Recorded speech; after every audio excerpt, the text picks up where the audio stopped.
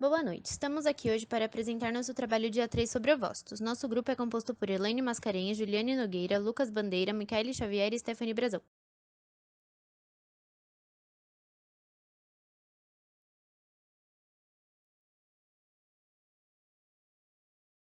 Os ovócitos são as células femininas responsáveis pela reprodução. Eles são originados a partir das células germinativas primordiais. Quando o gene é definido XX, o processo de diferenciação celular é chamado ovogênese e ocorre no ovário.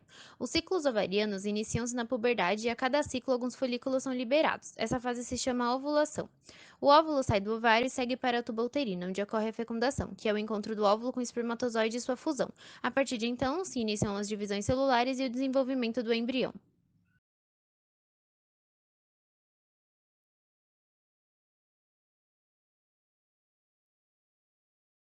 O ovócito é composto por uma superfície revestida de epitélio cúbico simples, no qual encontra-se uma camada de tecido conjuntivo denso não modelado, a túnica abugínea. Logo abaixo da corona radiata encontra-se a zona pelúcida, uma camada que encobre o ovócito e só desaparece completamente quando ocorre a formação do blastocisto, durante o desenvolvimento embrionário. A zona pelúcida é constituída por três glicoproteínas que interagem por ligações não covalentes, ZP1, ZP2 e ZP3. Essa última glicoproteína é responsável por promover a ligação com os receptores presentes na membrana do espermatozoide. Fases de desenvolvimento das células ovarianas, ovogônias, são originadas ao longo da vida, ocorrendo isoladas ou em grupos. São as menores células da linhagem ovariana. Ovócitos em estágio de cromatina nucleolar são encontrados próximos das ovogônias após a fase de proliferação. Possuem aparentemente tamanho semelhante ao das ovogônias. Ovócitos perinucleares. O ovócito nessa fase de desenvolvimento encontra-se envolvido por uma camada única de células foliculares pavimentosas. Ovócito em estágio cortical alveolar. Este período caracteriza-se pela formação de alvéolos citoplasmáticos corticais, ovócitos vitelogênicos, onde ocorre a formação de glóbulos de vitelo e, devido à intensificação da vitelogênese, o ovócito apresenta volume citoplasmático aumentado. Ovócito em maturação final. O ovócito nessa fase caracteriza-se pelo aumento acentuado do volume citoplasmático.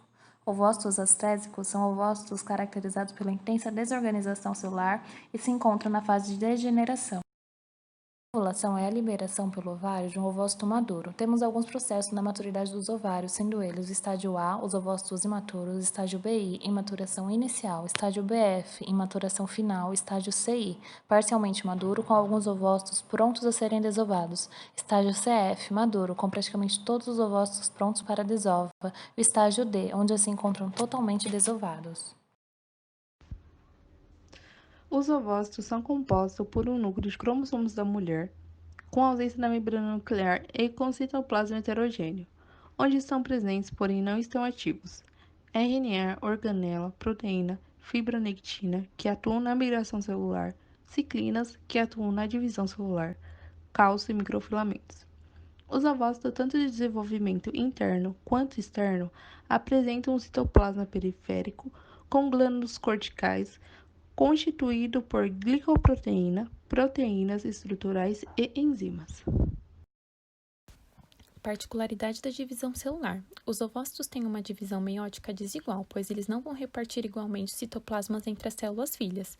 São formados quando as ovogônias se dividem em mitose, que pode ser dividido em até 3 etapas. O período de multiplicação, onde ocorrem sucessivas mitoses nas células percussoras dos gametas femininos, chamadas de ovogônias.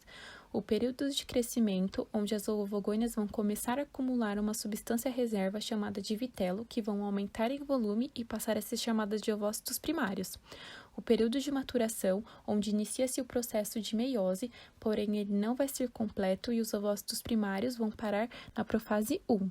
A meiose continuará após a estimulação do hormônio FSH, que ocorre na puberdade. O ovócito primário vai continuar a divisão da meiose 1 e produz o ovócito secundário e o primeiro glóbulo polar. O ovócito secundário, que é a célula lançada no momento da ovulação, vai começar a segunda divisão da meiose, mas é parado na metáfase 2. Caso não ocorra um encontro de espermatozoide com o ovócito secundário, ele vai ser degenerado, e caso ocorra a fecundação, a meiose vai ser completa e é liberado o segundo glóbulo polar, que vai se fundir ao espermatozoide. A fecundação só acontece após a etapa de capacitação do espermatozoide, que se torna a célula aptas a entrar no ovócito. Essa capacitação ocorre dentro do sistema reprodutor feminino por meio de interações com o espermatozoide e a mucosa da tuba uterina. Entre as alterações mais significativas, destaca-se a remoção da capa de glicoproteína e de proteína do plasma seminal na região acrossômica. A fecundação pode ser dividida em 3 fases. A penetração na corona radiata. Nessa primeira etapa, os espermatozoides que estão capacitados passam livremente pela corona radiata, que possui 2 ou 3 camadas. A penetração da zona pelúcida. A zona pelúcida é formada por glicoproteínas que circulam o ovócito. O espermatozoide que atinge essa camada inicia a reação acrossômica, isso é, libera enzimas e proteínas.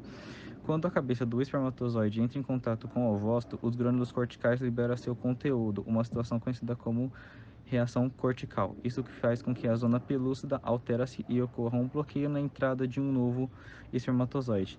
E a fusão de as membranas plasmáticas do ovócito e do espermatozoide. O espermatozoide adere-se ao ovócito posteriormente, a membrana remanescente do espermatozoide funde-se à membrana plasmática do ovócito. A cabeça e a cauda do espermatozoide penetram no citoplasma do ovócito, mas a membrana plasmática fica retida na superfície.